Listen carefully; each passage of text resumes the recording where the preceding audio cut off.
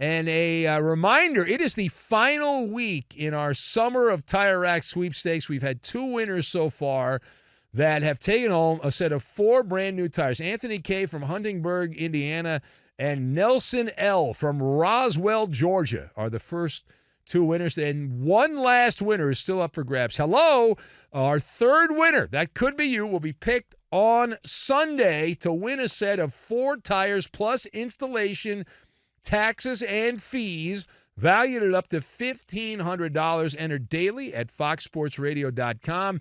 Every single day, you get a fresh new entry and an additional chance to win. And it's free to register. To enter and get rules during the final week of the sweepstakes, visit foxsportsradio.com. It's sponsored by TireRack.com, the way that tire buying should be. The Cardinals. That's a football team and a baseball team. The Cardinals opened up a swap meet of sorts on Thursday. They had all kinds of wheeling and dealing, trading away more veteran players. And this got a fair amount of attention considering the players were not big-name players. So I don't know if you saw it or not, but the general manager of the Cardinals, this guy named Monty Ossenfort, it's a big name, and he's holding a liquidation sale in the desert. The Cardinals traded linebacker Isaiah Simmons to the New York Football Giants for a 7th-round draft pick. And offensive tackle Josh Jones, keeping up with the Joneses, and a 7th-round pick to the Texans for a 5th-round pick. They also did acquire Joshua Dobbs. You've heard that name before. Had kind of a big moment last year, late in the season, but he was with the Cleveland Browns. So the word throughout the league continues to have the Cardinals working to sabotage, an act of sabotage, the saboteurs of their roster as they attempt to acquire the rights to get the number 1 pick and draft Caleb Williams, the Heisman-winning USC quarterback, the prize of all prizes, who is projected to go number 1 in the 2024 draft from the University of Southern California. We mentioned this in a previous hour.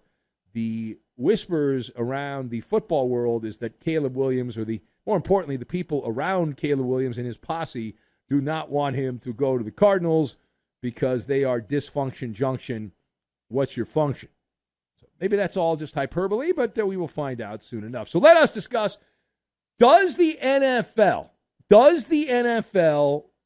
care about the Arizona Cardinals obviously tanking? So I've got 3 brass monkeys, snot rocket, and indoctrinated. And we will put all of these things together and not mince any words. So first of all, I'll be the killjoy. On the surface, the NFL will say that they do care about tanking. Spoiler alert, they don't. Roger Goodell likes to pump his chest out and talk about integrity of the game. The reality is, as long as you stay within the guardrails, you can tank to your heart's content. Tank, tank, tank, tank, tank, tank, tank, tank, tank. Yeah, you can tank. Tank early, tank late. But it's the 3 brass monkeys that apply to this. Now, what does that mean? The 3 brass monkeys with the hands covering their eyes, ears, and mouth, right? See nothing, hear nothing, say nothing in terms of tanking. The key is roster design. You can't announce that you're tanking. That's the first rule of tanking. You don't announce what you're doing. You just say that you're reworking the roster and you want to start from the ground up and you want to see young players play. But the key to the tank is front office stacking the deck with dreck. Just diarrhea all over the roster. And it's like trading for Joshua Dobbs while trading away 2 other veteran players. Now, Joshua Dobbs has been around. He's been in the NFL, hasn't played all that much, but you know that he's not that good a player. He's a fringe NFL quarterback. That's Joshua Dobbs. But you acquire him because you might end up playing him in several games. Who knows? Looking at the depth chart, Dobbs could end up starting half the games this year for the Cardinals. The key is to put as many incompetent players as you can at every position on the depth chart. And as long as you do that and the players that you put out there play hard, it's all kosher. The NFL won't do a damn thing. And by the way, I read several stories from NFL beat writers and gurus, supposed gurus, who said, I cannot believe the Cardinals gave away Isaiah Simmons. How far has he fallen? This is a terrible trade by the Cardinals. And it got me thinking.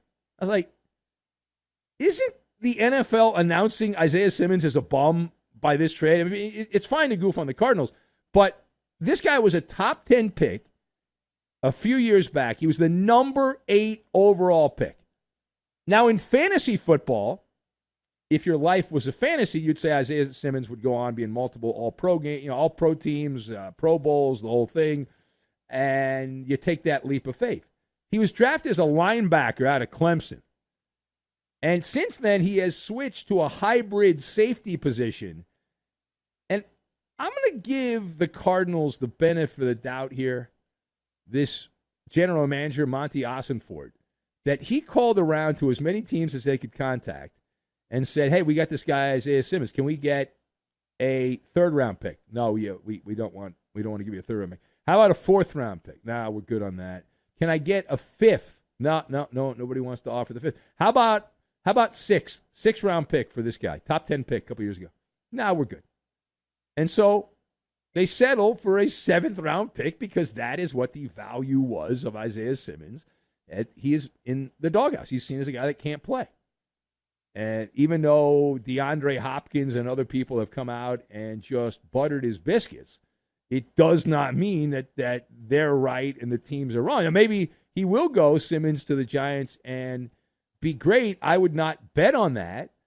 The Cardinals gave him away, which tells you that is his current perceived value. It's not where you start. It's where you finish. People get so worked up over where you were drafted. And it's always been more important whether or not you can play. Can you play? Can you not play? The only time the draft matters is when you're getting a contract and you get more if you're a first-round pick. Now, secondly, let's go to Dallas, as we have to spend a little time talking about the Dallas Cowboys. Why not? And I saw that Dak Prescott gave a State of the Cowboys address. He is enamored. He's a smitten kitten with rookie running back Deuce Vaughn. Prescott recently evangelized about the talent, the skill set of Vaughn and what he can bring to the Dallas offense here this upcoming season. Declared him the running back more than just a gadget guy, as he's been labeled, saying that he can use the small stature to his advantage. So what is your takeaway from Dak Prescott's praise, slapper, over Deuce Vaughn?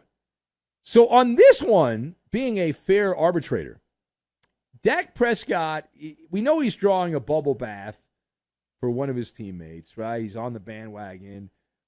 I got to tell you, though, I'm okay with this. I'm a convert. I am. When it comes to Deuce on the loose, and the Deuce is on the loose, mark me down on this one, Benny Brightside. Benny Brightside. And you look at the scouting report, and they say this guy's diminutive, which is a politically correct way of saying that he is about as big as the biggest snot rocket you can shoot out of your nose. He's 5'6", 172 pounds, soaking wet. He's closer to being a jockey than he is being a real football player in terms of measurements. But the guy can play. He was selected in the 6th round. People get all worked up. Oh, he's a 6th-round pick. He can't be that good. But you look at what he did in college. I didn't see that many games at Kansas State, but he's got that little razzle-dazzle to him. He does. And even while being knee-high to a grasshopper, he was an alpha dog. Arf, arf, arf. He was an alpha dog for Kansas State in college. He's so small that he's slippery, and he's going to provide a little helter-skelter approach, which the Cowboys, all teams, could benefit from that. And so I'm on. I'm on the train. All right, final thought. Let's go to pro bouncy ball for a couple of good minutes. Giannis Antetokounmpo. Got to piece together what Giannis said. He made some comments in an interview that he did this week. He said that he will not be looking to sign a new contract this season, and he implied that he might not want one next season either. He said in a rather vague comment to the New York Times, he said, the old gray lady, I would not be the best version of myself, the Greek Freak stated, if I don't know that everybody's on the same page. Everybody's going for a championship, and everybody's going to sacrifice time away from their family like I do. And if I don't feel that, I'm not signing. Close quote from Giannis. So you know the drill here. We like to parse the words. We like to parse the words of the athletes. Keep in mind that Antetokounmpo is just a couple weeks away from being eligible for a 3-year extension worth $173 million over 3 years. 3 years. So what are the odds? What are the odds that Giannis Antetokounmpo exits Milwaukee? I'm going to set the MALLER odds on this based on these quotes at minus 350. That implies almost an 80% chance that he is going the way of the Muppet Gonzo. And just around a 20% chance that he stays in the cheese capital of America. And now why is that? Because the Greek Freak has changed. A professional wrestler told me that I'd changed a couple years ago. But the Greek Freak has changed. He has been indoctrinated by the NBA player empowerment movement.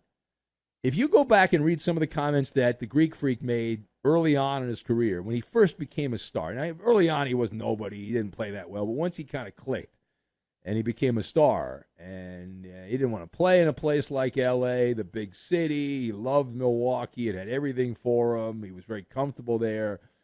And I realize people evolve, we all evolve as we get older, but it seems like he's been re-educated, brainwashed.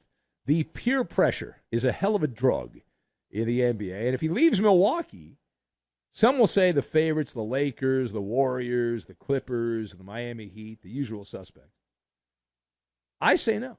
To me, the betting favorite for Giannis Antetokounmpo, if he does eventually leave the Bucks, would be the expansion franchise, the Saudi Arabian Sovereign Wealth Fund.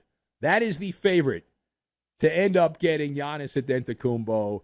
And keep in mind, Giannis gave the most famous quote of the NBA postseason last year when he pointed out there's no failure in sports. There's just good days and bad days.